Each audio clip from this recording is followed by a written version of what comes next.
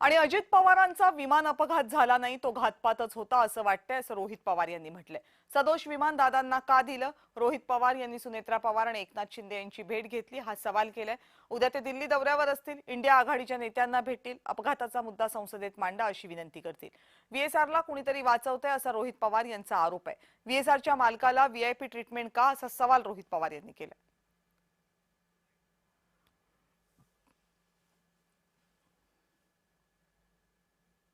काळा बाजार करणारा हा जो विके सिंग आहे, त्याला पोलिसांच्याच काळ्या गाडीमध्ये, काळ्या काचेच्या गाडीमध्ये बाहेर काढण्यात आलं। म्हणजे एवढी व्हीआयपी ट्रीटमेंट तुम्ही एका क्रिमिनल इन्व्हेस्टिगेशनमध्ये असणाऱ्या प्रमुख जो कोणी क्रिमिनल या अंगाने आपण त्या व्यक्तीकडे बघत आहात, त्याला जर तुम्ही व्हीआयपी ट्रीटमेंट देत असाल तर हे म्हणजे फारच दुःख करणारं आहे। काही दिवसांपूर्वी सीएम साहेबांना भेटलो होतो, उद्धव ठाकरे साहेबांना तिथं मी भेटलो होतो, राज ठाकरे साहेबांना सुद्धा तिथं भेटलो आणि काँग्रेसच्या प्रमुख नेते आणि या देशाचे विरोधी पक्ष नेता राहुल गांधीजी यांनाही पुढच्या काही दिवसांमध्ये दिल्लीत जाऊन भेटणार आहे।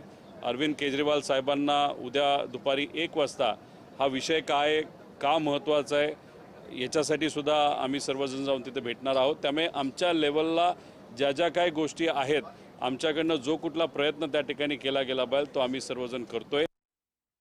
जी ती तपास यंत्रणा आपापल्या ठिकाणी आपापलं काम करतेय।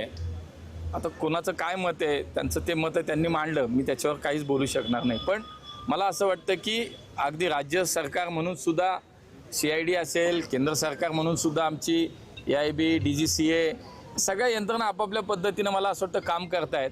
प्राथमिक अहवाल आपल्या समोर आलाय, पण मला असं वाटतं त्याच्यामध्ये शेवटी अंतिम अहवाल आल्यानंतरच काय बोलणं योग्य होईल। या बातमीसह बुलेटिनमध्ये वेळ झाली इथेच थांबण्याची। पाहत रहा जय महाराष्ट्र।